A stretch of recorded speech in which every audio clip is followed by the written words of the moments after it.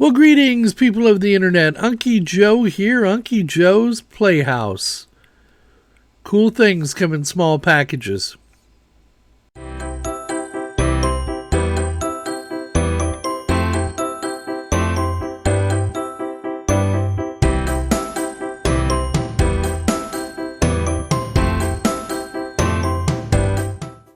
Yes, I'm speaking in cryptic language. Big things, good things or big things come in small packages. Well, I think it's a little bit of both on what I'm about to talk to you about.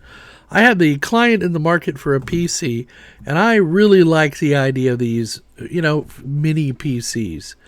My clients usually fall in a couple of categories. Those that are using web browsing and Office and content creation, and then those that are doing like high-end, CAD applications and that kind of thing. So for most of my clients, a small little box would be ideal for them. Something I could slap on the back of a couple of monitors, something portable, something, like a little mini PC. And that's what this video today is all about.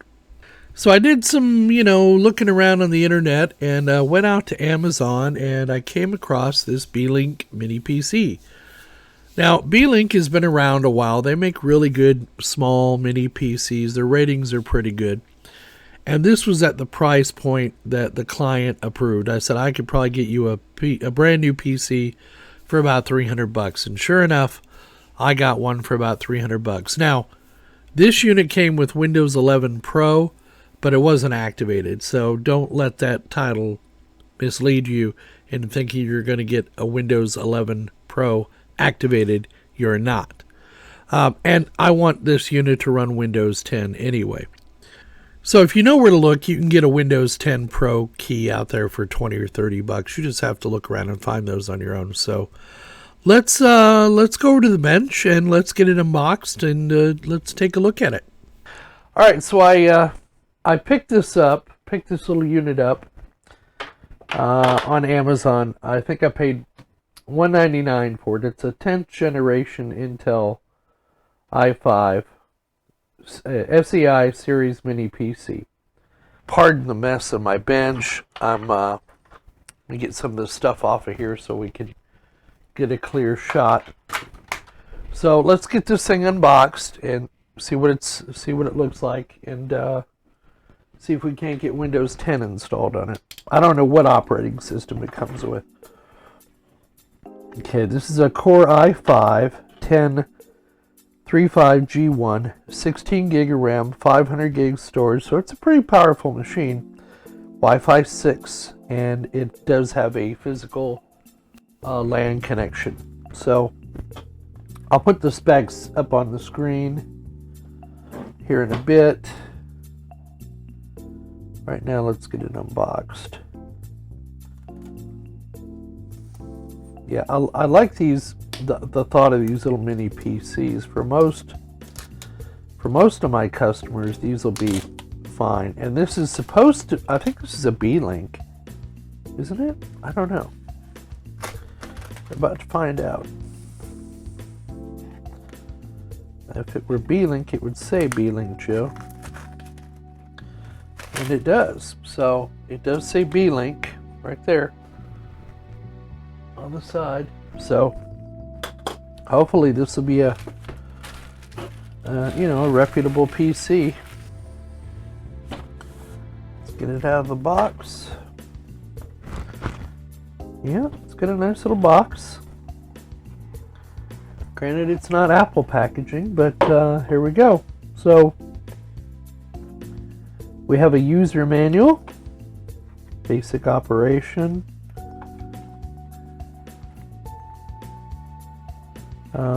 I want to see if this comes with Windows 11, or it probably does. Well, okay, so we got a user's manual. We got a hard disk installation guide. Well, that's handy.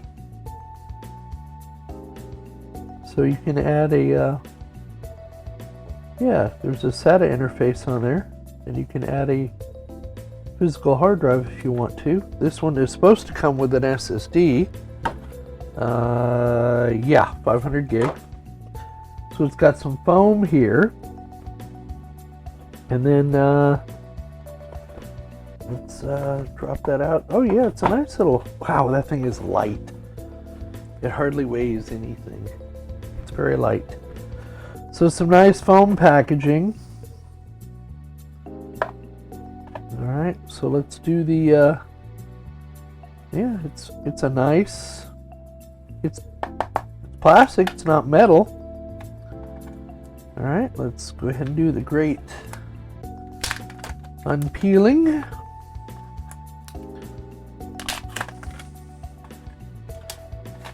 And there we go, set that to the side. So yeah, that is a nice, that's a nice looking little computer.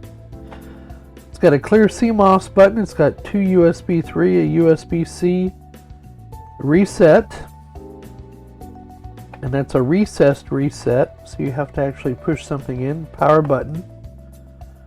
It's got the serial number on the bottom.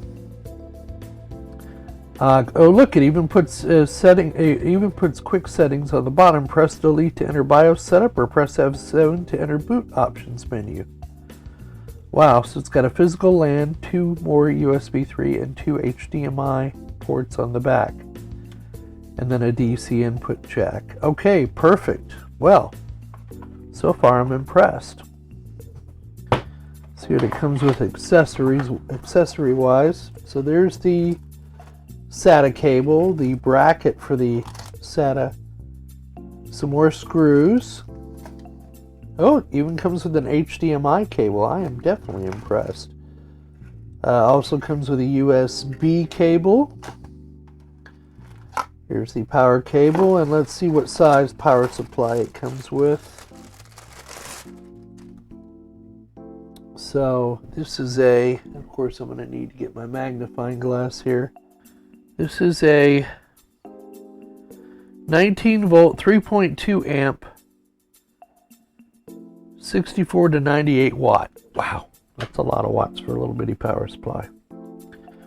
So I guess now the next thing to do is get it hooked up to my monitor here. I'm going to be curious to see the current draw on this. So we'll set this aside for now. Alright, so we're going to plug my HDMI TV into one of these connections here.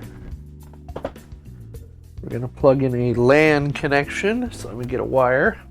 It does have built-in Wi-Fi as well, so you can use either one. Plug that into my switch here on my bench. Good old Netgear PoE switch. Alright, I do have a keyboard and a mouse that I'm going to use on this. Get them plugged in.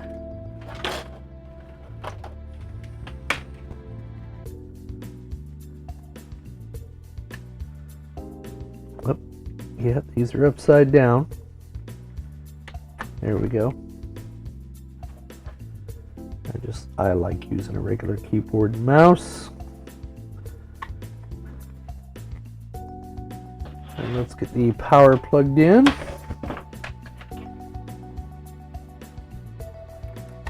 we go. And then let me turn on my monitor.